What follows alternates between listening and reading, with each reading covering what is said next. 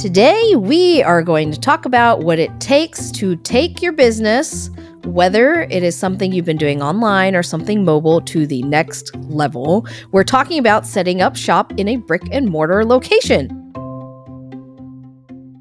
So you've done the work to get your name out and you've established yourself online, or you've hit the pavement with your mobile business and people are loving your product. Inevitably, you will be asked, especially you're out and about in your community with your products, where can I find you? Where's your location? And not every business needs a brick and mortar location. I repeat, not every business needs a brick and mortar location. Maybe you're doing just fine online and want to keep it that way, or maybe you're selling a service that really doesn't require an in-person experience. But for those of you that really want to establish your own little corner of the world with a brick and mortar location, I am here to help you decide on how to make that leap and what you need to do to make it successful. As always, I'll share my experience about moving from selling ice cream at festivals and events with our handy little mobile cart and tent and moving it into our very own building. We'll talk about how to know if you're ready for this next step and the ways to assess this. We'll also discuss how to conduct a search for your space, including where it should be, what should it look like, and what are the different things you should think about before picking your location. Things like demographic of the neighborhood, what's it going to cost, and what will the experience of that store be. And I'm here to tell you, there is nothing like the feeling of setting up your very first physical brick and mortar space. And that's why we're going to break this up into two parts, because we have a whole lot to talk about. So let's get into it. So if you have your business, or if you are thinking about a business, maybe you're not in a mobile business and you just want to open a store, what determines whether you should take that step? Because it's a really scary thing because of all the costs that are involved in opening a store. You've got signs, you've got rent or mortgage, you have all the things you need to do to fill the space. So what is it going to take for you to take that leap? What advice I usually give to other people who are in that part of their journey, they're considering to go into a brick and mortar, is I ask, why do you want to go into a brick and mortar? Is it because you want to have your name on the sign and it's flashy and you feel like that's your natural next step and that makes you feel successful? Or is there some other reason? If you make a product, say you make cupcakes and you're making them in your house, we have cottage laws where you can make cupcakes in your house and sell them out of your house legally. So if you're at a place where you've got so many orders that you cannot keep up with it, or you're having to stay up all night because you don't have the space to cook all the cupcakes that you want to cook, that I think is a good time to start thinking about going into a space. And maybe, especially for food, if there is a commercial space that you can share, that's a nice next step to kind of gauge what the demand is. That's a little bit less of a commitment. That's actually what we did.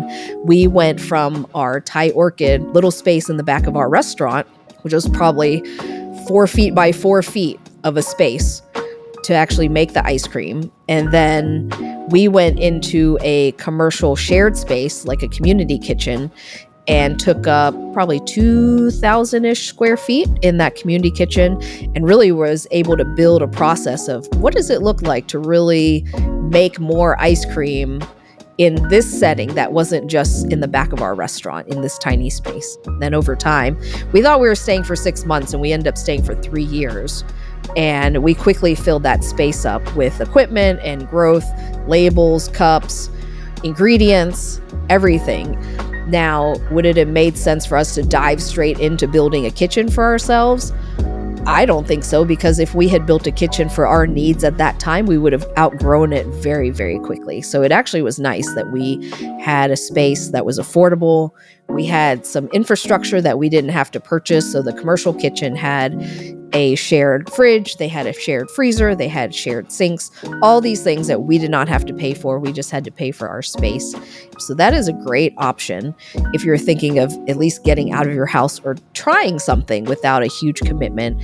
Finding a shared kitchen. Sometimes churches will also rent out their kitchen, or a lot of restaurants now will actually rent out their space as ghost kitchens. So I know there's a local bagel place here. They operate in the morning and lunchtime, but then they don't operate at nighttime. So someone comes in to their kitchen at nighttime and creates a ghost kitchen concept where they make something and then they serve it through DoorDash, and there's no physical people coming into the space. So there's a lot of different ways to take kind of a medium step or a baby step before you go into a brick and mortar of your own, because it is a really big decision and it is a really big step. So when we were out and about at all our different festivals, lots of people would come and ask us, "Where's your location?" Because they thought we were a chain. And I would always say, "We make it in our Thai restaurant and you can come get our stuff there." And I could see that what we were saying just didn't make a lot of sense to people. And over time, as people knew our story and got to know us through all these different events that we were going around town doing, they would say, "Well, where's your shop? Where's your shop?" And eventually it turned into a request. And people would, instead of asking, they would say, "Would you please just open a shop? Because we're running around all town trying to find you to get your product. We would really love it if you'd have a shop." And at the time, I already had a store. I had a restaurant that I was running full time. And then I was doing this ice cream side hustle that wasn't really a side hustle. It was its own full-time job.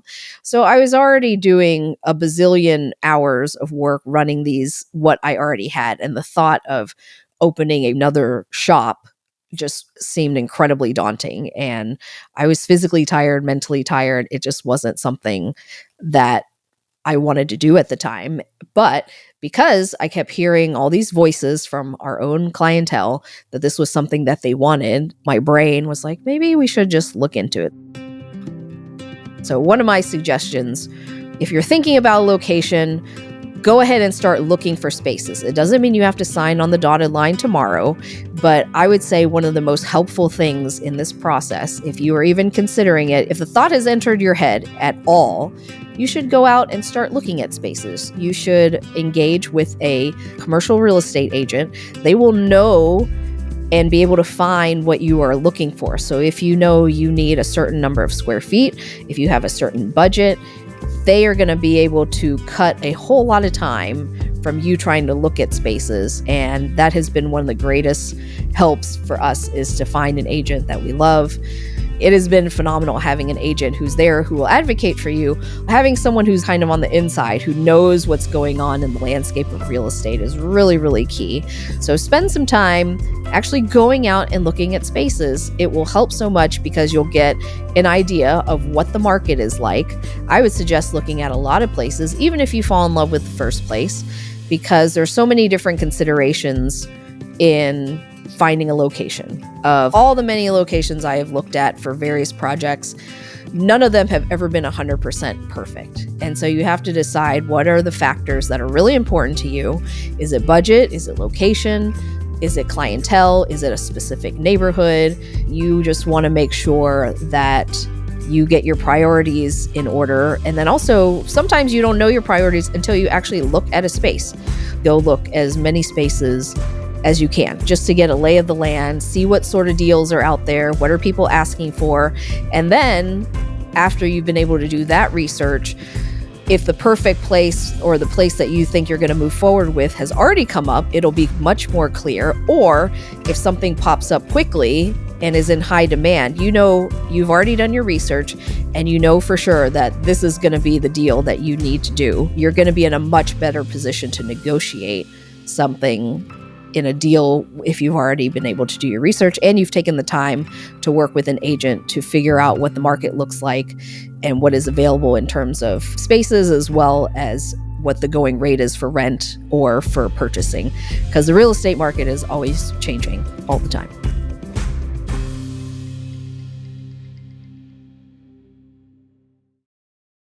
One of the lessons I've learned as an entrepreneur is celebrating. Taking time to intentionally honor your achievements and share them with others is a big part of what makes the whole journey worth it. And one of my favorite ways to do it is with food, of course. Goldbelly is our partner in how we deliver our ice cream to customers all over the U.S. so they can make their special moments even more special wherever they are. And whatever milestone you're celebrating with your friends and family, Goldbelly has just the thing. Whether you need Guy Fieri's trash can dessert nachos for Dad's birthday or Martha Stewart's famous banana pudding for your sister's baby shower, Goldbelly can ship it right to your door and make your event even more special. So if you haven't taken advantage of Goldbelly's amazing offerings, now's the time. Run over to their website at goldbelly.com and make your celebration unforgettable.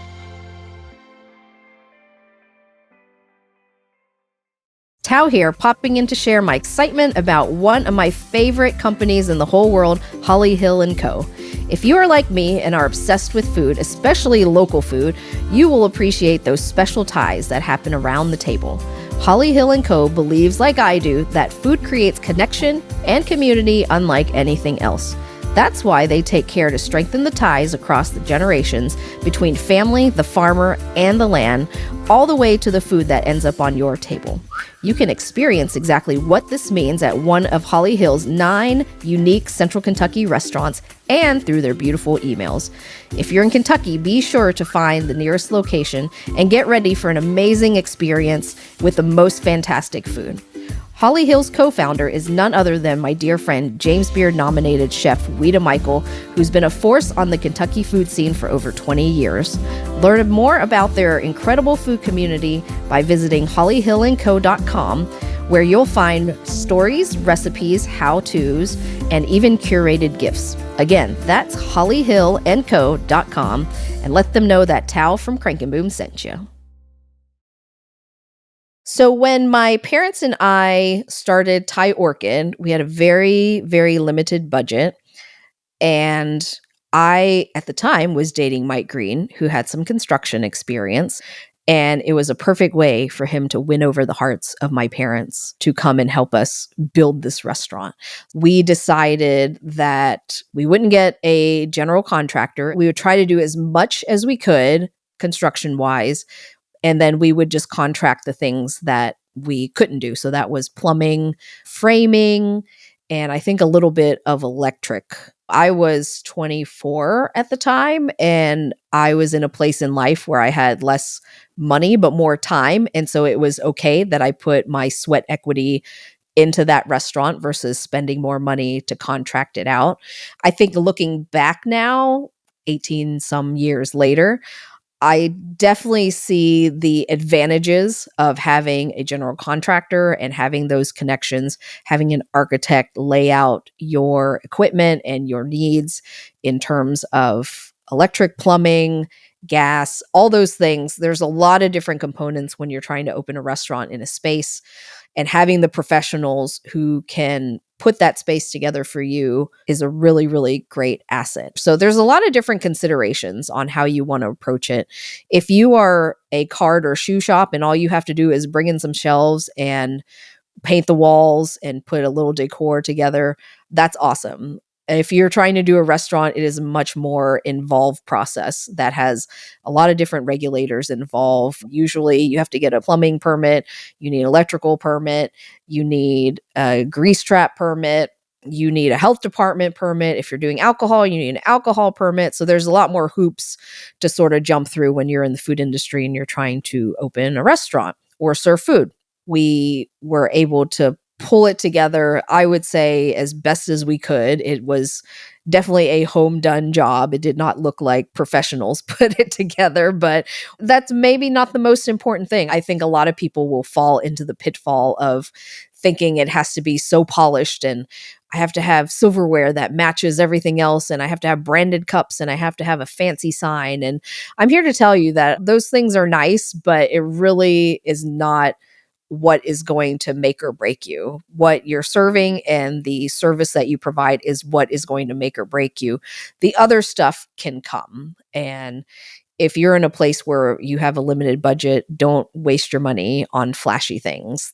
When we decided that we were going to open a Crank and Boom store, I was still in the mindset of I'm not really sure that we want to open a store, but we'll go poke around and look at different spaces because I love real estate and I love looking at spaces in general just for fun, just to see what's out there.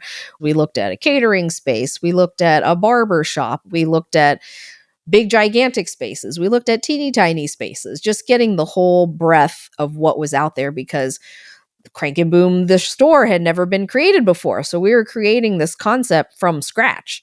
And right now we were scooping ice cream in cones out of a cart. And was that going to be our concept, or was it going to be something more? And that's where I found inspiration from other places we had traveled to create this sort of ice cream lounge concept, that we would have alcohol, that we would also have homemade desserts. The idea was, wouldn't it be great if after dinner, if you didn't want to go out for a nightcap somewhere, that you could go to a dessert place and hang out, and you could have a piece of homemade chocolate cake and a glass of red wine to end your night. That was my initial concept. So I really was trying to build what the experience would be and then build a menu that would facilitate that whole experience. That's what I really love, creating experiences and placemaking, in that when someone comes, not just building walls, it's building and creating the full experience of what it's like when somebody walks through your doors. What is it going to feel like? What are they going to be able to purchase? What sort of energy are you trying to create? And at the time, I never realized how it would take off. It was just this kind of new idea, because there are definitely other ice cream shops around town and other places that you can get ice cream. So what was going to set us apart and what felt really right to us? And I really wanted a place that wasn't just white and sterile with a lot of super bright colors. And so I actually took a picture. When we actually found our location, I took a picture of a brewery out of Asheville and gave it to our architect and said, build me a brand and a space that feels like this space. So it wasn't based off of an ice cream shop that we were trying to create our ice cream concept. It was based off of a brewery, and that's why we have reclaimed wood and subway tile and sort of darker lights and Einstein lights and all these other pieces of our space that feel a little different than your average chain ice cream shop. But I would say, if you are not quite ready for that, take a little baby step. And then if you've taken the baby step, or you're ready to just go on in, that's what you want. You know that your dream is to have your own space. You really want to do it. The concept in your head is having your own space. Then I think definitely find a space that works for you, and also be sure that you're ready to take on that commitment. So we have talked about demand and location in terms of the thought process of opening a brick and mortar location. We've talked about some baby steps that you can take if you're not quite ready to get there, and then some tactical steps that you can take towards actually opening a shop whenever you are ready for it. So I'm excited to talk in part 2 about a few more specifics, the cost, and also kind of the more functional things of actually operating a brick and mortar space. So be sure to stay tuned for part 2. We'll be next week, and I can't wait to meet you back here. Thank you so much for listening to the Crank and Boom podcast. If you want business advice and tactics like this every week, click that follow button wherever you listen to your podcast so you never miss an episode with us. Also, if you like what you heard today, it would mean so very much to me if you would leave us a review. That helps other people find us, and I would also love to hear more about what topics you'd like for us to dive into on the show. I can't wait to meet you here again soon. Until next time, peace!